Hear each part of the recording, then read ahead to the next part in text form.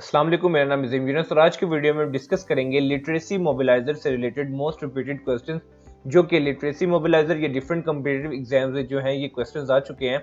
तो इस चैनल के अंदर आपको ये डिफरेंट वीडियोस मिलने वाली है क्योंकि हाल ही में लिटरेसी मोबिलाइजर की 183 पोस्ट अनाउंस हुई हैं। तो आप इन वीडियोस को देखें ताकि जो है वो आपकी प्रिपरेशन में जो है वो आपकी हेल्प हो सके। तो वीडियो स्टार्ट करने से पहले आपसे रिक्वेस्ट करना चाहूंगा कि अगर अभी तक आपने मेरे चैनल को सब्सक्राइब नहीं किया तो काइंडली मेरे चैनल को सब्सक्राइब कर लें ताकि आपको ऐसे मजीद इन्फॉर्मेटिव और यूजफुल वीडियोस मिलते रहे। तो स्टार्ट करते हैं आज की वीडियो।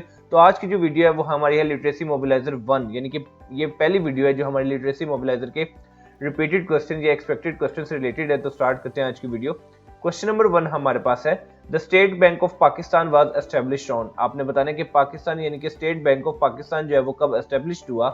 तो हमारे पास इसका आंसर है 1 जुलाई 1948। तो आपने याद रखना कि State of Bank of Pakistan was established on 1 July 1948। Next question हमारे पास है, what is the meaning of to hell. आपने बताना है टू हेल का मतलब क्या है। तो हमारे पास इसका आंसर है टू ग्रेट। तो टू हेल का मीनिंग है टू ग्रेट। नेक्स्ट क्वेश्चन हमारे पास है, summit Minar located in which city. Summit Minar जो है वो कौन से शहर में वाक़ है। तो हमारे पास इसका आंसर है लाहौर। तो आपने याद रखना है कि summit Minar located in Lahore.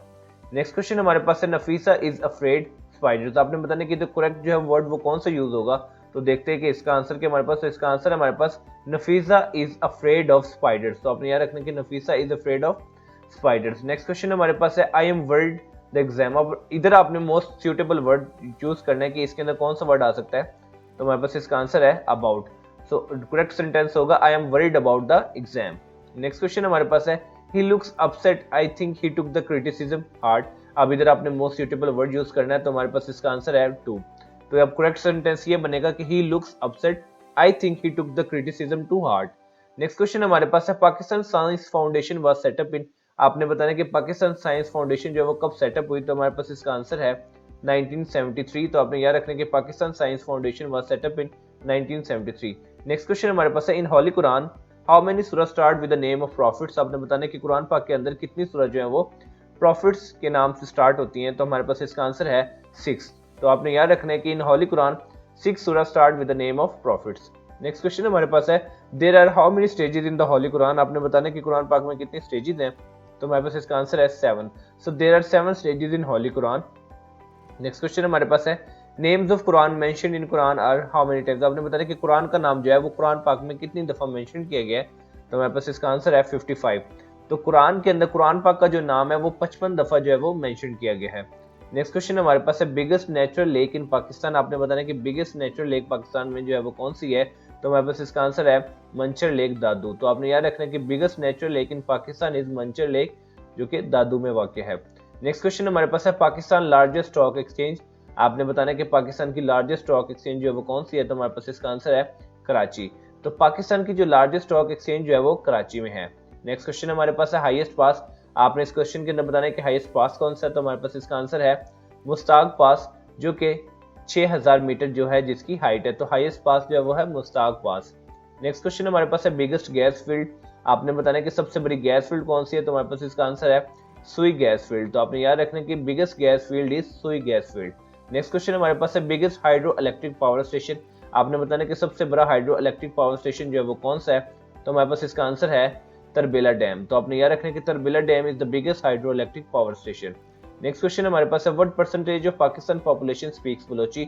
आपने बताना कि पाकिस्तान की कितनी आबादी की परसेंटेज जो है वो बलोची जो है वो बोलती है। तो हमारे पास इसका आंसर है 3.02%। तो आपने याद रखना है कि 3.02% of Pakistani population speaks Balochi. Next question हमारे पास है, सीरा Madre oriental mountain range is situated in. आपने बताना कि सीरा माद्रे ओरिएंटल माउंटेन की जो रेंज है वो कहाँ पे सिचुएटेड है। तो हमारे पास इसका आंसर है मैक्सिको। तो आपने याद रखना है कि सीरा Madre oriental mountain range is situated in Mexico. Next question हमारे पास है, बेसिक डेमोक्रेसी सिस्टम केम इन। आपने बताया कि बेसिक डेमोक्रेसी सिस्टम जो है वो कब आया। तो हमारे पास इसका आंसर है मई 1959। तो आपने याद रखना है कि मई 1959 के अंदर बेसिक डेमोक्रेसी सिस्टम जो है वो आया। नेक्स्ट क्वेश्चन हमारे पास है, the longest coastal area in Pakistan. आपने बताना कि लॉन्गेस्ट कोस्टल एरिया पाकिस्तान का जो है वो कौन सा है। तो हमारे पास इसका आंसर है बलोचिस्तान, जो कि 771 किलोमीटर जो है वो लॉन्ग है और टोटल जो है वो है 1046 किलोमीटर। तो आपने याद रखना है कि longest coastal area in Pakistan जो है वो बलोचिस्तान है, जिसकी जो लेंथ है वो है 771 किलोमीटर लॉन्ग और टोटल जो है वो है 1046 किलोमीटर। नेक्स्ट क्वेश्चन हमारे पास है द लॉन्गेस्ट फ्रंटियर बॉर्डर, आपने बताना है कि लॉन्गेस्ट फ्रंटियर बॉर्डर कौन सा है, तो हमारे पास इसका आंसर है पाकिस्तान अफगानिस्तान बॉर्डर जो कि 2252 किलोमीटर है। सो लॉन्गेस्ट फ्रंटियर बॉर्डर जो है वो पाकिस्तान अफगानिस्तान बॉर्डर है जो कि 2252 किलोमीटर है। नेक्स्ट क्वेश्चन हमारे पास है हाउ मेनी रिवर्स फ्लोज इन पाकिस्तान, आपने बताना कि कितने रिवर जो है वो पाकिस्तान में फ्लो करते हैं, तो हमारे पास इसका आंसर है 23। ठीक है, how many rivers flow in Sindh, Sindh के अंदर कितने फ्लो करते हैं, तो इसका आंसर है हमारे पास 4।